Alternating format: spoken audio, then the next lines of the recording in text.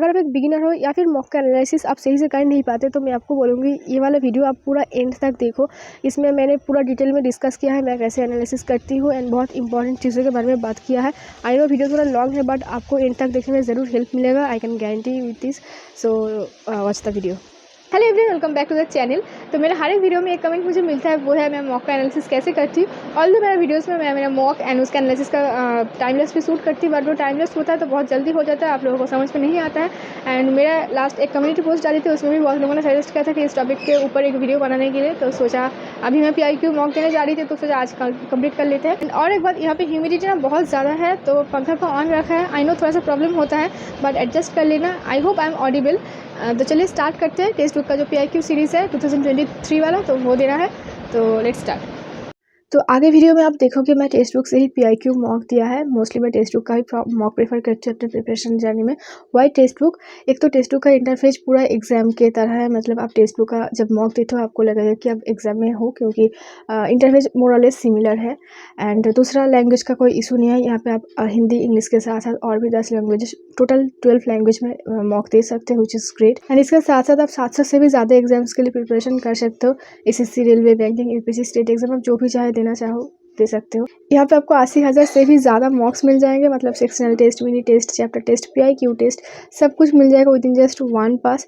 सो है ना बढ़िया। एंड टेक्स्ट बुक का सोल्यूशन भी काफ़ी अच्छा है, स्पेशली मैथ में जो शॉर्ट ट्रिक्स वाला सोल्यूशन है एंड GK में जो एडिशनल टिप्स है वो बहुत हेल्पफुल होता है, अगर आप वीडियो में देखोगे। सो इन सब चीज़ों के लिए I prefer text book for मॉक्स।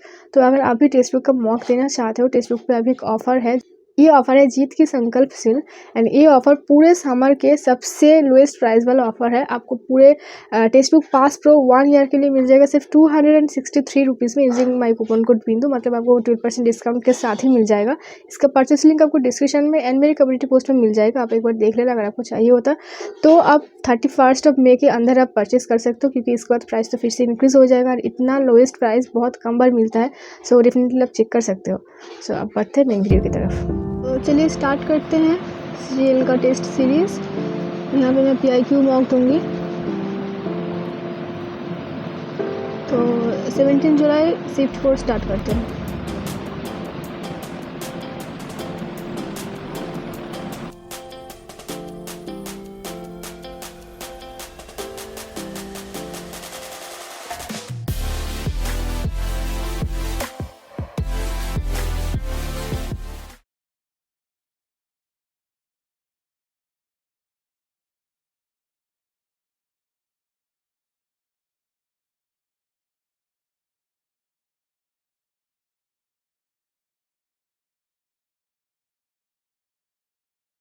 तो done with the mock, score है 155। अगर लेवल की बात करें तो reasoning, GK and English was easy and math थोड़ा टफ है। अगर सीक्वेंस की बात करें तो मैं रीजनिंग फर्स्ट करती हूँ, देन उसके बाद English, GK and last and में करती हूँ मैथ। तो आज मैं जब एंड में कर रही थी उसके पहले 3 अटेम्प्ट कर चुकी हूँ, तो मुझे लगा कि अगर ये 3 इतना आसान है तो मैथ थोड़ा तो डिफिकल्ट होने वाला है। एंड जो मेरे एवरेज टाइम रेशियो है रीजनिंग में लगता है 15 to 18 मिनट्स एंड GK में 5 मिनट्स इनफ होता है एंड इंग्लिश में 8 to 10 मिनट। बट बाकी जितना टाइम रहता है एवरेज मैथ के लिए वो है 25 to 28 मिनट्स। बट आज थोड़ा जल्दी हो गया सब कुछ मैथ को छोड़कर। आज रीजनिंग हो गया 14 मिनट्स में, GK 6 minutes and English 7 minute 20 second. बाकी मुझे मैथ के लिए 31 मिनट्स था, बट फिर भी मुझे आज मैथ थोड़ा कैलकुलेटिव लगा एंड ज़्यादा मैंने कुछ अटेम्प्ट नहीं कर पाई। ऑलमोस्ट सिर्फ 20 अटेम्प्ट के 5 स्किप किया एंड अगर 20 में से भी बात करें तो 2 शायद गलत हुआ है। तो ये है ओवरऑल 17 जुलाई शिफ्ट 4 वाला मॉक। अगर आपने ये वाला मॉक दिया है अपना स्कोर वगैरह कमेंट बॉक्स में शेयर करना। अब एनालिसिस की बात करें तो चलिए डिटेल में शेयर करते हैं। तो एनालिसिस दिखाने से पहले मैं एक बार रफ वर्क दिखाना चाहती हूँ। ये रीजनिंग का है एंड आज रीजनिंग इजी था तो रीजनिंग इतने में ही हो गए, आप देख सकते हो। एंड यहाँ से मैथ मैंने किया है स्टार्ट। तो 2-3 पेज मुझे लग जाते हैं मैथ करते करते, क्योंकि मुझे एग्जाम में भी ऐसे होता है, मतलब एक्स्ट्रा सीट मुझे चाहिए होता है। As you can see here मुझे थोड़ा सा स्पेस चाहिए होता है मैथ में, ताकि मैं डिटेल में कर सकूं, क्योंकि मुझे ऑर्गेनाइज्ड वे में करना नहीं आता है। बहुत सिली मिस्टेक्स हो जाते हैं कैलकुलेशन में, तो मैं प्रेफर करती थोड़ा मतलब बड़ा बड़ा करके अगर कर पाऊँ तो। और एक चीज़ बताना चाहती हूँ रीजनिंग में, ये वाला टेक्निक आप यूज़ कर सकते हो एंड बहुत लोग करते हैं माइंड मैप पे, उस पर आपको टाइम कम लगता है। बट ये चीज़ अगर आप करो तो उसमें आपको ज़्यादा कुछ मतलब दिमाग में ज़्यादा कुछ रखने की ज़रूरत नहीं है, सारा काम आप इस इससे ही कर सकते हो। लाइक जो लेटर सीरीज़ वगैरह होता है उसमें बहुत हेल्प करते हैं। ये वाला सिर्फ आपको शायद 1 मिनट लगेगा इसको बनाने में पूरा 13 टू 26 तक। देन पूरा जो है आप इससे कैलकुलेट कर सकते हो। ये मुझे बहुत एक हेल्पफुल टेक्निक लगता है। आप बताना आप इससे करते हो या फिर मैनुअली दिमाग से करते हो। तो चलिए अब बढ़ते हैं एनालिसिस की तरफ। तो ये है मेरा आज का overall mock as you can see है। तो आज देखो यहाँ पे अगर टाइमिंग की बात करें तो आज रीजनिंग में थोड़ा कम टाइम लगा है एंड इंग्लिश में भी थोड़ा कम टाइम लगा। यूजुअली इंग्लिश में 8 to 10 मिनट्स लग जाते हैं एंड मैथ में मैंने इतने टाइम लिया है फिर भी मेरा मैथ का स्कोर इतना ख़राब है। थोड़ा कैलकुलेटिव लगा इस वाले पेपर। तो अभी सोल्यूशन की तरफ देखते हैं। तो ये है रीजनिंग, ये हाल जीके का एंड मैथ का भी मतलब सॉरी 3 रॉन्ग हुआ है, इंग्लिश में 2 रॉन्ग हुआ है। तो जीके आज सॉरी जीआई आज इजी था as you can see here. सिर्फ एक स्किप किया वो भी शायद डुएबल था। एंड मॉक एनालिसिस करते टाइम सबसे इम्पोर्टेंट जो है वो है ये देखना कि कितने % लोगों ने सही किया एंड आप मतलब एवरेज टाइम जो है उससे आप कम टाइम में कर सकते हो या फिर ज़्यादा। तो ये आप एक बार देख लेना अच्छे से। मतलब जिसमें आपको एवरेज टाइम से ज़्यादा लगे तो उसमें आपको ज़्यादा प्रैक्टिस की नीड है, वो एक बार देख लेना। तो ये वाला तो ठीक ठाक है। इसमें मुझे थोड़ा ज़्यादा टाइम लगा एज यू कैन सी, मुझे 58 सेकेंड लगा, एवरेज 48 सेकेंड। मतलब ये वाला थोड़ा मेरा वीक है। आई थिंक पीआईक्यू मॉक में रीजनिंग वगैरह इजी होता है, उतना कुछ डिफिकल्ट नहीं होता जैसे लाइव मॉक में होता है। तो इसमें मैंने थोड़ा ज़्यादा ओके ठीक है। मैं देखना चाहती हूँ जो मैंने स्किप किया, सॉरी वो चला गया। मैं एक इम्पॉर्टेंट बात बताना चाहती हूँ मॉक देते time specially math and reasoning में आर्ट ऑफ स्किपिंग बहुत ही एक इम्पॉर्टेंट फैक्टर होता है। मतलब अगर आप किसी क्वेश्चन में अटक जाओ, शायद वो इजी है, आपको उसका प्रोसेस पता है, बट फॉर सम रीज़न वो हो नहीं रहा, बट एक एवरेज टाइम से ज़्यादा आप उस टाइम में उस क्वेश्चन में आप इन्वेस्ट कर चुके हो। मतलब ऑलमोस्ट 40 to 1 मिनट आप इन्वेस्ट कर चुके हो। मैं आपको सजेस्ट करूँगी जितना जल्दी हो सके वो क्वेश्चन आप स्किप करो। शायद at the end of the time वो क्वेश्चन आप कर लो, बट आपने जो टाइम इन्वेस्ट किया है उससे आप शायद 2-3 अलग क्वेश्चन कर सकते हो एंड जिससे आपका मार्क्स इंक्रीज़ होता। बहुत बार ऐसा होता है हम कुछ क्वेश्चन को अपने ईगो पे ले लेते हैं। लाइक इतना ईजी क्वेश्चन नहीं बन रहा है, इसको तो मैं करके रहूँगी। मतलब ये एक फैक्टर होता है जो मैंने भी कभी मतलब काफ़ी टाइम किया है, but through out the journey मैंने सीखा है कि आर्ट ऑफ स्किपिंग एक चीज़ होता है जो आपको एग्ज़ाम में मैनेजमेंट में बहुत हेल्प करता है। जैसे कि ये वाला क्वेश्चन आप देखो, ये 15 वाला क्वेश्चन है, इसको मैंने स्किप किया। मैंने ऑलरेडी 40 सेकंड्स दे दिया था एंड जो मुझसे नहीं बन रहा था मुझे लगा कि मुझे स्किप करना चाहिए क्योंकि ये सिर्फ 15 नंबर तक मैंने किया था, तब पूरा बाकी था। अगर मैं इसको लेकर ही बैठी रही तो शायद कुछ टाइम बाद हो जाए, बट मैं बहुत आगे का जो क्वेश्चन है, जो ईजी क्वेश्चन है वो शायद छूट जाए इसकी वजह से। तो इसलिए आर्ट ऑफ स्किपिंग बहुत इंपॉर्टेंट है। देखो ये जो ऑड वन वाला क्वेश्चन होता है ना, आप यहाँ से कर सकते हो, बहुत ही आसान होता है। इससे आप मतलब आपको दिमाग में करना नहीं है, सिर्फ आप देखो एंड आप लॉजिक लगा सकते हो। तो हाँ, रीजनिंग का एनालिसिस मैं ऐसे करती हूँ एंड जिस चीज़ में मैं अटक जाऊँ लाइक दिस वन, तो मैं ये वाला क्वेश्चन नोट करके रखती हूँ। मेरा जो रीजनिंग का नोटबुक है उसमें। तो रीजनिंग का एनालिसिस मैं कैसे करती हूँ, इसमें से जो मैंने स्किप किया है वो तो नोट करूँगी ही, इसके साथ साथ 24 जो मैंने अटेम्प्ट किया है उसमें से मैं देखूँगी कि कुछ अगर मुझे डिफ़िकल्ट लगा, कुछ पैटर्न न्यू लगा तो वो भी मैं नोट करती हूँ। तो ऐसे मुझे ये वाला तो करना है, इसके साथ साथ ये वाला भी करना है एंड ये वाला भी करना है। तो रीजनिंग का एनालिसिस मैं सिर्फ ऐसे ही करती हूँ, but most of the time मैं मॉक फ़ोन से देती हूँ, तो वहाँ से मैं स्क्रीनशॉट लेकर रखती हूँ एंड कभी-कभी मतलब वीक में 1 बार शायद या फिर 10 दिन में 1 बार, तो मैं उसको एक बार देख लेती हूँ सारा लॉजिक वगैरह। तो इसी से रीजनिंग हो जाता है। बट अगर आपने मेरा लास्ट के कुछ मॉक्स के स्कोर वगैरह देखो तो आप देखोगे रीजनिंग में मेरा उतना नंबर अभी नहीं आ रहा है, तो शायद मुझे प्रैक्टिस की और नीड है। बट हाँ, ओवरऑल मैं ऐसे ही करती हूँ। देन अगर प्रॉपर सीक्वेंस की बात करें तो इंग्लिश करती हूँ। इंग्लिश में देखो 2 नेगेटिव हुआ है, पहले पूरा देख लेते हैं। इंग्लिश तो most of the question easy ही होता है प्री में। तो हाँ, ये वाला गलत हुआ है, एंटोनिम पूछा है फ़िल्थी का। तो ये जो सिंपल मीनिंग का क्वेश्चन है, क्लीन, फ़िल्थी डार्टी होगा, सॉरी डार्टी होगा, डार्टी का एंटोनिम क्लीन। ये मुझे पता है तो मैं इसको नोट नहीं कर रही हूँ, सिली मिस्टेक हुआ है। जो मुझे मतलब डिफ़िकल्ट वर्ड मिलता है कभी-कभी तो मैं वोकैब बुक में नोट करती हूँ एंड रूल वगैरह मुझे पता है, वो जस्ट मैं एक बार देख लेती हूँ, ठीक है। तो ये सारे ईज़ी है, मैं बस एक बार गो थ्रू कर रही हूँ एंड देख रही हूँ कितने % लोगों ने किया है एंड मैं एवरेज से कितना टाइम ज़्यादा लिया है। इसमें मुझे थोड़ा ज़्यादा टाइम लगा as you can see here. ये 3 तो ठीक है, बट प्रोफिल में मैं कन्फ्यूज़ हो रही थी एफएएनई या फिर पीएचएएनई ठीक है, तो इससे थोड़ा ज़्यादा टाइम हो गया है। बाकी ठीक है। तो अब देख सकते हो इंग्लिश में मुझे एवरेज से थोड़ा कम टाइम में हो गया है ऑलमोस्ट सारे क्वेश्चन। हाँ, ये वाला टू प्राइम द पम्प, ये वाला मुझे न्यू मिला। मतलब हाँ, पीआईक्यू बुक में तो है, देखूँगी बाद में, बट नोट करने के लिए ये वाला भी नोट करूँगी। थोड़ी देर बाद आपको एक बार पूरा दिखा दूँ उसके बाद।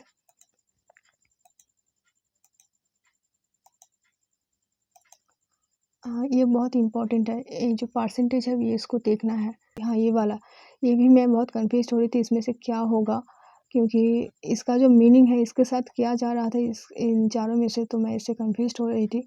तो ये असम्पशन मैंने लगाया था जो कि नहीं चला। असम्पशन रिलेटेड मैं आपको बताना चाहूँगी, आप केस भी तभी कर सकते हो जहाँ पे ना आपको 4 ऑप्शन में से 2 ऑप्शन मतलब मालूम है, तो उसमें से आप केस करके लगा सकते हो। अगर 4 में से आपको चारों ऑप्शन ही मतलब अननोन मिले तो आई वुड से कि आप वो स्किप करो तो वही अच्छा है। तो इनमें से मैं कन्फ्यूज़ थी, इसमें गलत हो गया है। तो हाँ, इंग्लिश में जो वो इडियम था वही एक बार नोट करूँगी एंड इंग्लिश का एनालिसिस भी ऐसे ही करती हूँ, हो गया। अब बढ़ते हैं जीके की तरफ। तो ये बहुत इम्पोर्टेंट है।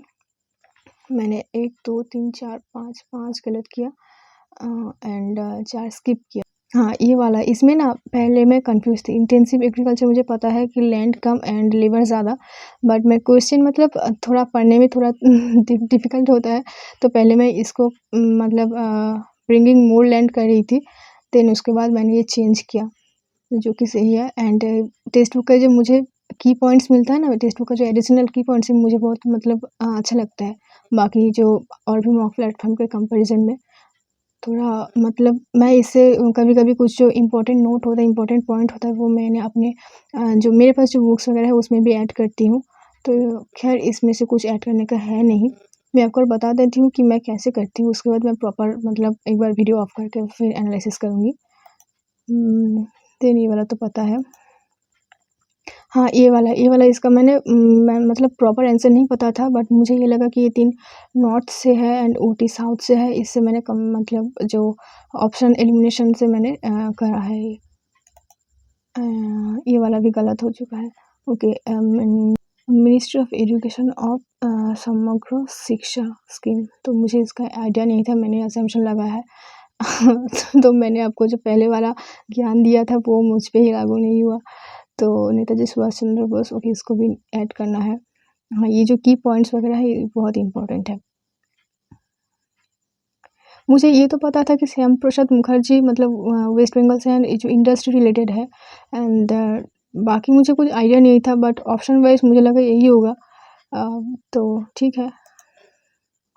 एंड ऐसे क्वेश्चन को आपको ना स्किप करना चाहिए। ये जो इस टाइप का क्वेश्चन होता है, देखो 6% लोगों ने सिर्फ किया है, क्योंकि ये स्पेशली एक करंट अफेयर्स का क्वेश्चन होता है एंड करंट अफेयर्स तो मतलब 2022 वाला है, ये 2023 का एग्ज़ाम है, तो आप कितना करोगे ना। It's better to skip this type of questions, क्योंकि याद करके फ़ायदा नहीं है।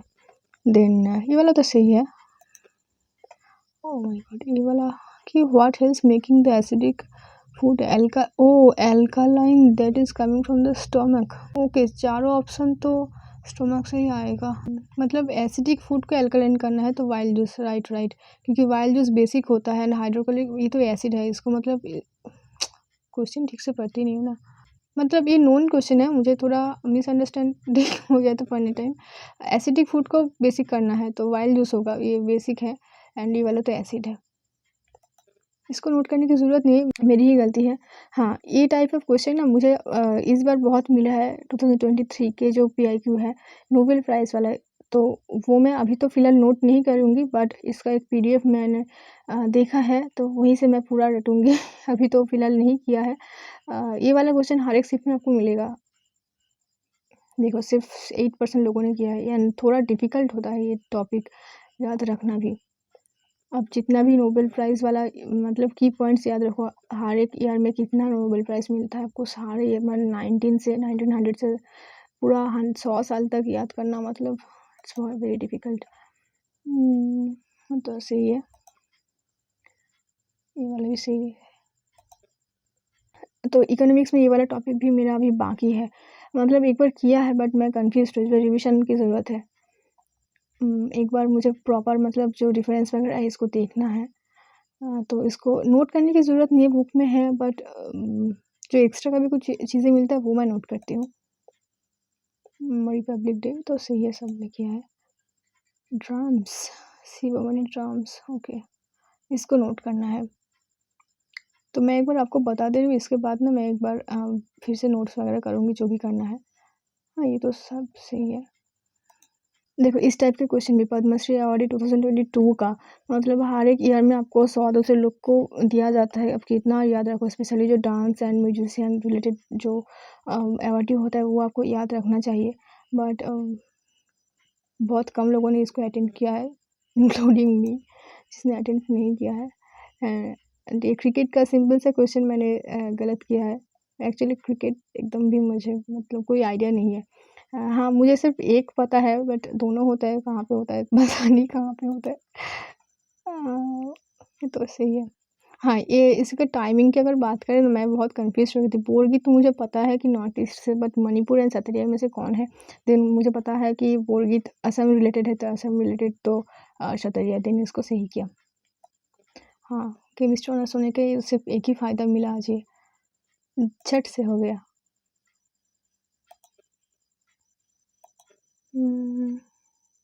ये वाला भी हो गया।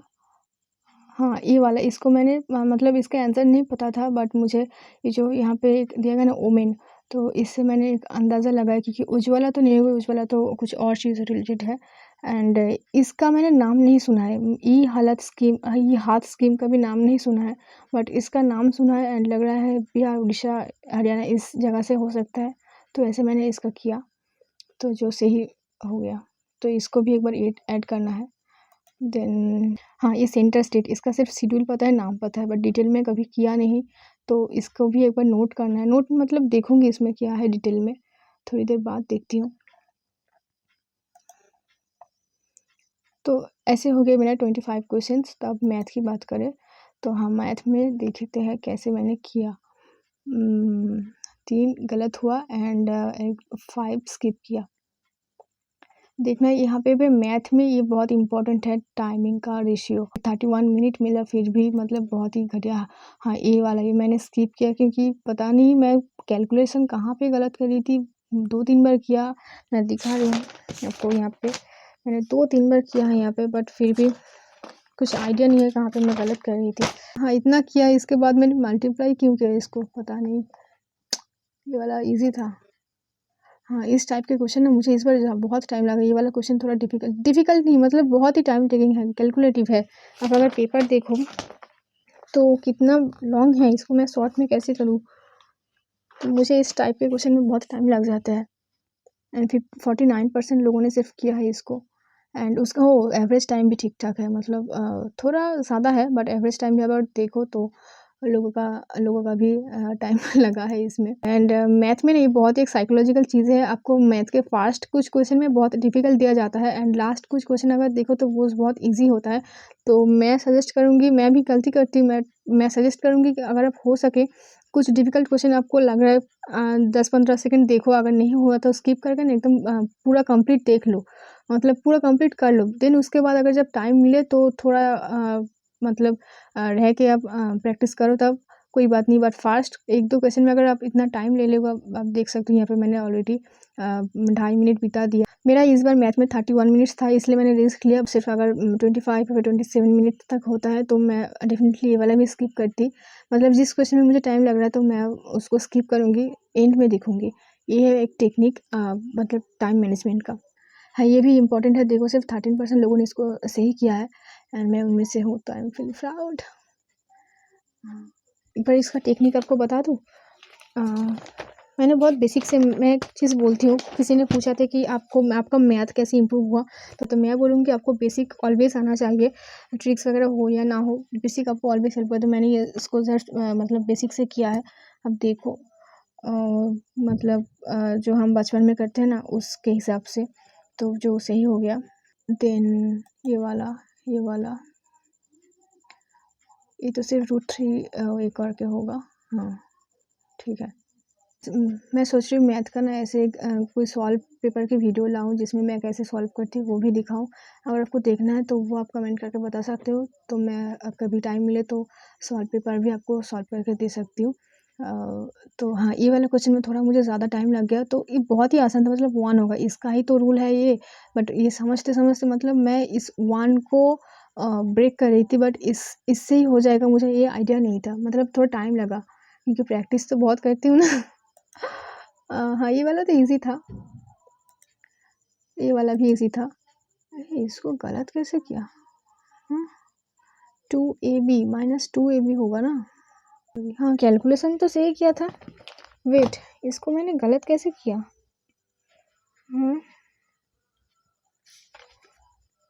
और 9 ओह सॉरी, एंड में 2 होगा। सिली मिस्टेक, मैंने पूरा कंप्लीट किया। देखो यहाँ पे मैंने पूरा कंप्लीट किया। 4 मतलब -2, यहाँ पे जो -2 होगा ना, ये मैंने कैसे गलत किया। इसको पूरा कंप्लीट करने के बाद ऐसे हालत, मतलब क्या बताऊँ। ये वाला गलत हुआ ऐसे, मतलब इजी था, इसको नोट करने की ज़रूरत नहीं है। जो नोट करूँगी वो आपको बता दूँगी मैं क्या नोट करूँगी। हाँ, ये भी ठीक ठाक है। इसको मैंने स्किप किया, एक बार देखना है। बहुत लोगों ने तो अटेम्प्ट तो किया, मतलब मेरी अंडरस्टैंडिंग में प्रॉब्लम है इसको। एक बार देखना है आंसर मैंने इसका कैसे किया है। ओह सिंपल जस्ट रोल लगा के किया है। मैंने सोचा कुछ उसका फॉर्मूला वगैरह है, तो मैंने स्किप किया इसको। अच्छा, ओह एवरेज लोगों ने देखो 40 सेकंड में कंप्लीट किया, मैं 30 सेकंड सिर्फ सोचने में ही बिता दिया। तो इसको एक बार देखना है बाद में, मतलब इसको नोट करूँगी। हाँ, ये वाला क्वेश्चन, इसको मैं एक बार आपको दिखाना चाहती हूँ। ये बेसिक टेक्निक कितना हेल्प करता है आप देखो। ये ऐसे मैंने किया बेसिक से। बहुत लोगों ने फार्मूला रट के रखता है, मैंने एकदम बेसिक से किया है जिससे हो गया पूरा। एंड जो ट्रिपलेट है वो बहुत ना इम्पॉर्टेंट है। ट्रिपलेट आप बहुत मतलब पूरा रट्टा मार के रखो ट्रिपलेट। ये 10 26 देख के आपको यहाँ पे 24 मैंने आ जाना चाहिए फट से। तो ये ट्रिपलेट बहुत इम्पोर्टेंट है। देन ये भी सही किया। हाँ, ओ ये वाला मैंने बहुत कैलकुलेटिव था, बहुत सारे कैलकुलेशन किया। आप देख सकते हो यहाँ पे बहुत सारे कैलकुलेशन किया, बट इतना कैलकुलेशन करने के बाद मुझे पता नहीं चला मैं कहाँ पे गलत हूँ। तो मैंने उतना टाइम नहीं दिया इस पर कि मैं फिर से जाऊँ एंड देखूँ कि कहाँ पे मैंने गलत कर, फिर से कैलकुलेट करूँ। तो उतना टाइम नहीं था, इसलिए मैंने स्किप किया। स्किप नहीं, बट एक एजम्पशन लगा के किया, बट जो गलत निकला। ठीक है, इसको नोट नहीं, इसको एक बार प्रैक्टिस करने की ज़रूरत है फर्स्ट टाइम। अगर नहीं हुआ देन उसके बाद नोट करूँगी। टोटल डिस्टेंस ये वाला ठीक है। इसको मतलब सिर्फ इसको आवर में ले जाना है, देन आवर इंटू स्पीड, इसको ऐसे करना है।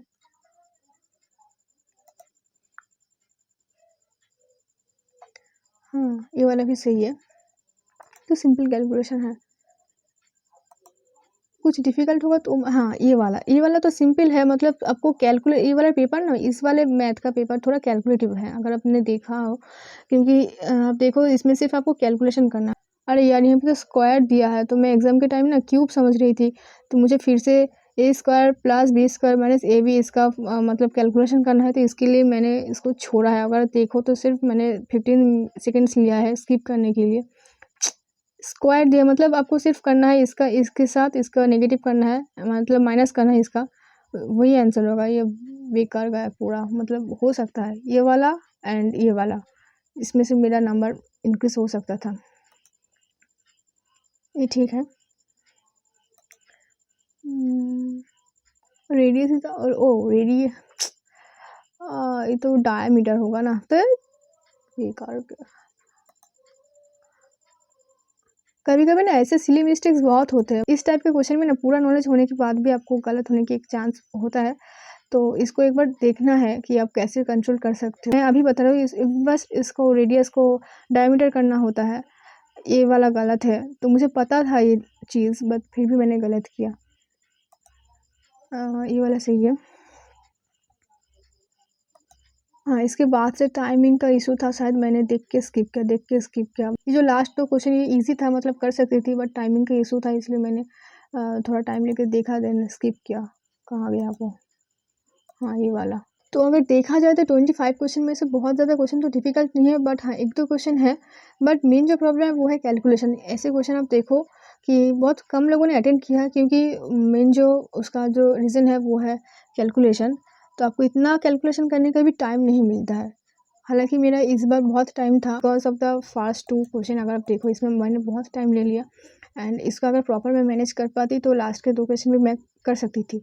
तो इससे मेरा स्कोर और भी शायद 4-5 इंक्रीज़ होता है। और ये वाला एंड ये वाला जो मैंने सिली मिस्टेक किया है, ये इसका भी एंड इसका भी इंक्रीज़ हो सकता था। सॉरी, ये वाला नहीं, इसका भी इंक्रीज़ हो सकता था।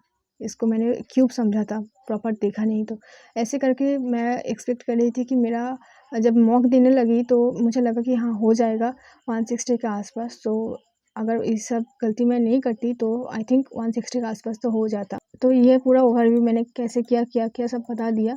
अब इसको मतलब मैं खुद एनालिसिस करूँगी, इसको नोट करूँगी, स्पेशली मैथ के जो ये 2-3 क्वेश्चन है। एंड रीजनिंग में सिर्फ ये वाला है एंड और 1-2 है। एंड जीके में भी एंड इंग्लिश में सिर्फ 1-2 इडियम है। तो ये टोटल एनालिसिस मैं अभी करूँगी। तो अभी मैं खुद से एक बार एनालिसिस करूँगी मैथ, स्पेशली जो मैथ का 2-3 क्वेश्चन मिला वो। तो उसके लिए मेरे पास एक ऐसा नोटबुक है। आप इंग्लिश एंड जीके के लिए जो भी बुक फॉलो करते हो उसमें आप ऐड कर सकते हो, क्योंकि छोटा-छोटा होता है। बट मैथ एंड रीजनिंग के लिए मैं सजेस्ट करूँगी आप ऐसा नोटबुक बनाओ, जिससे रीजनिंग में आप जो लॉजिक्स अलग-अलग लॉजिक्स होता है वो आप लिख सकते हो वहाँ पे, and time to time revision करो। एंड मैथ के लिए भी अलग से मॉक स्पेशल आप एक नोटबुक बनाओ, जिससे आप सिर्फ मॉक में जिस टॉपिक पे अटक जाओ वो आप नोट कर सकते हो। तो अभी मैं नोट करूँगी मेरा नोटबुक में। एंड और एक चीज़ मैं बताना चाहूँगी, जब आप मॉक देते हो ना, मॉक में आपको 1 आवर लगते हैं। बट बहुत लोग हैं ना, अब एनालिसिस करते हैं जब सिर्फ जो क्वेश्चन गलत करते हैं उसको एनालिसिस करके ख़त्म कर देते हैं 10-15 मिनट में। बट मैं बोलूँगी कि आपको एनालिसिस में जितना ज़्यादा टाइम आप दे सकते हो दो। एनालिसिस प्रॉपर करो, 100 क्वेश्चन देखो, जो आपने सही किया वो भी देखो, जो आपने गलत किया वो भी देखो, जो अनअटेम्प्ट किया वो भी देखो। एंड बहुत बार होता है आपने कुछ क्वेश्चन सही किया है बट वो तुक्के से भी हो सकता है, एंड मतलब आपने ऑप्शन एलिमिनेशन से भी किया है बट वो सही हुआ है। तो आपको उसको भी नोट करना है। एंड बहुत बार ऐसा भी होता है आपने कुछ क्वेश्चन गलत किया है, सिली मिस्टेक हुआ है, बट उसके बारे में आपको प्रॉपर नॉलेज है, तो आप चाहो तो उसको भी आप नोट कर सकते हो, क्योंकि कहाँ पे सिली मिस्टेक हुआ है वो जानना बहुत इंपॉर्टेंट है। स्पेशली जो मेरे केस में होता है, मैथ में मैं सिली मिस्टेक करती हूँ, क्वेश्चन ठीक से रीड नहीं करती हूँ। अपने वीक पॉइंट्स को जानना भी बहुत ज़रूरी होता है। मुझे पता है मैं कहाँ पे मैथ में सिली मिस्टेक्स करती हूँ, मैं डाटा गलत रीड करती हूँ। क्वेश्चन शायद एरिया पूछा है बट मैं रेडियस, आपको ऑप्शन में रेडियस भी मिल जाएगा, एरिया भी मिल जाएगा, बट मैं रेडियस निकल के क्वेश्चन अच्छे से नहीं पढ़ती हूँ, रेडियस वाला ऑप्शन मैं टिक करती हूँ। ऐसे मतलब मैं प्रॉपर आंसर करके भी गलत करती हूँ, ऐसे बहुत बार होता है। तो इसको भी आपको ध्यान में रखना है। तो अभी मैं इसको एनालिसिस करूँगी। आई होप आपको पूरा समझ में आ चुका है। तो आज का वीडियो इतना ही रखती हूँ। तो चलिए मिलते हैं कोई नेक्स्ट वीडियो में।